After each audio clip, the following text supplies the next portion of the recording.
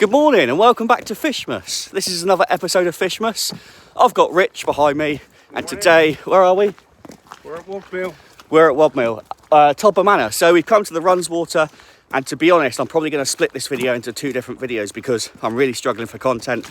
There's only about a week to go until Christmas, so I've not got many more videos to put out, but if you haven't seen my other ones, go onto my channel and check out my other videos because in Fishmas I'm bringing you a video every day from the 1st to the 25th of December, just a sort of bite-sized episode. So hopefully we can catch a few on Todber Manor's Runswater, and we have got here at the crack of dawn. I'll tell you what, I'm feeling good about today. Fingers crossed, see if we can have some fish. Come on the carp. Right, so we are fishing up between the 3rd and the 4th island. This apparently is the winter hotspot right here. Let me zoom out for you guys. Well, obviously we've got a lot of marginal reeds, so when we're playing the fish, obviously we're gonna have to try and make sure that we keep them well away from those reeds as much as possible. But I've literally just whipped out a solid bag. I've not even set the pod up or nothing. Absolutely nothing's been set up yet. I've just got I want to make the most. Obviously in the winter you don't get a lot of daylight hours, so I want to make the most of our day because we're only here for a day, so I want to make the most of it. I've got my rod out already straight away, and yeah, like I say, just a solid bag on there.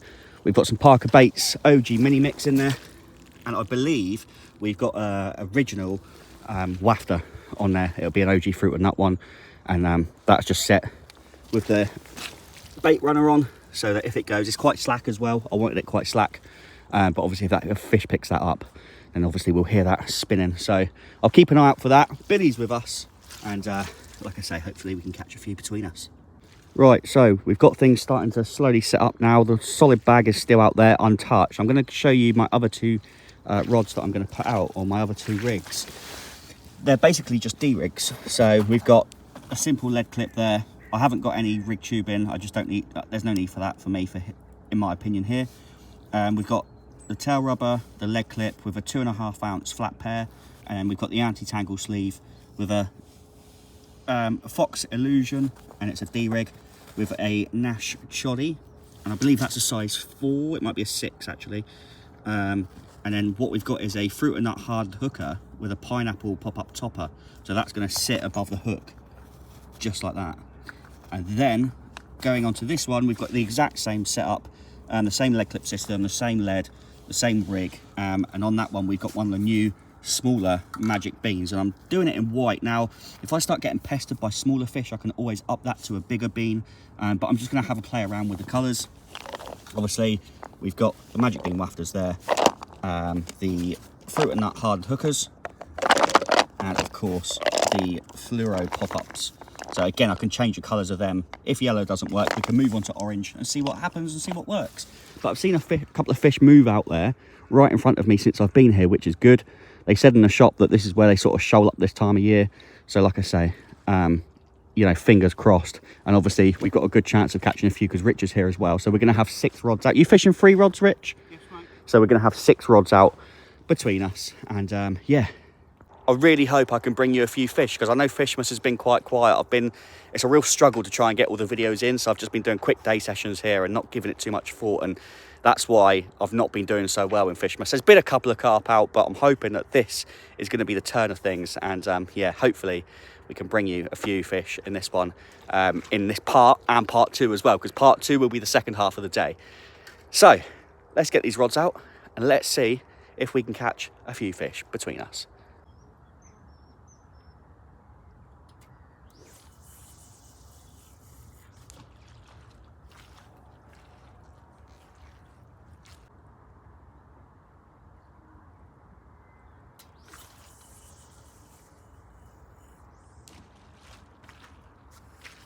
And there we have it, all 3 rods are out now and they're looking keen. I was just going to say quickly as well, it doesn't feel too cold. I mean, I know I've been moving about and sorting my rods out and stuff, but I think it's meant to be around between 8 and 10 degrees today, which isn't too bad considering we're a week away from Christmas.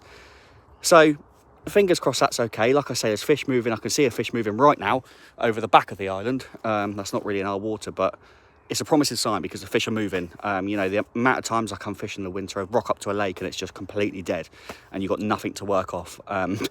It's nice that we've actually got fish moving in front of us, so we know they're here. So it's just a case of hopefully they can get their heads down, get on our bait and we can catch some.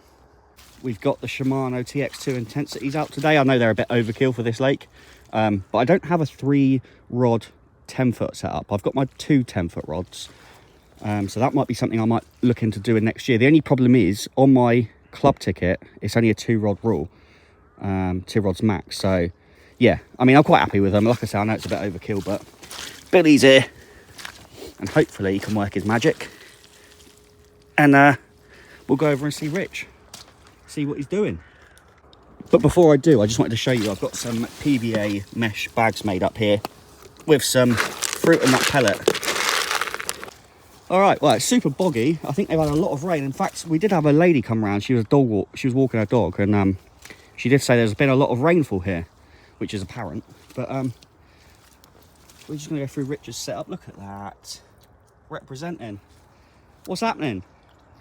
Not a lot at the moment, mate, to be fair. Not a lot at the moment, but Early days, though, early we've days. just got here, haven't we? Yeah, early days. But you got 3 rods out.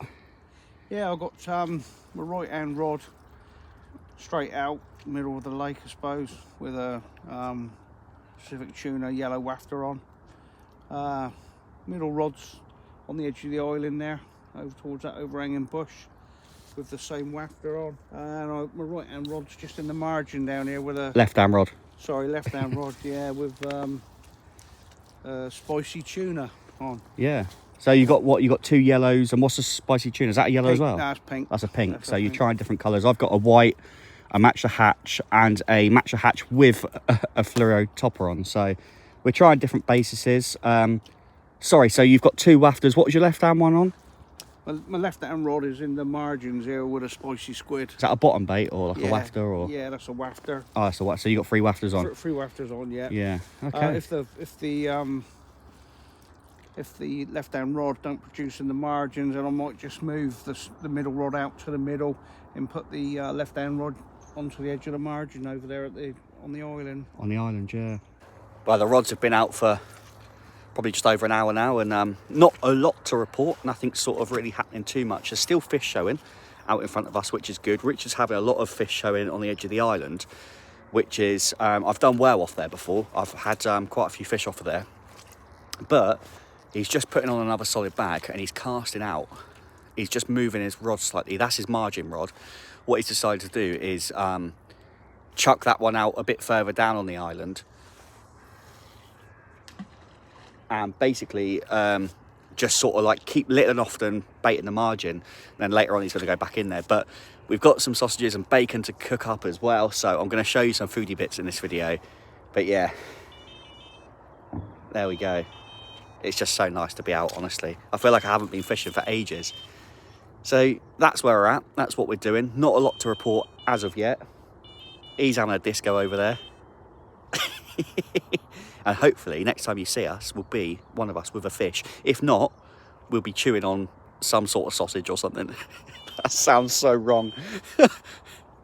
Well, Richard was in telling me that Richard was over here telling me that the food's ready. He's whipped up some sausages and bacon. His middle rod screams off. He dropped everything and he got straight over there. So he's into a fish. And I said, didn't I, that your middle rod would be most likely to go. Oh, it's gone.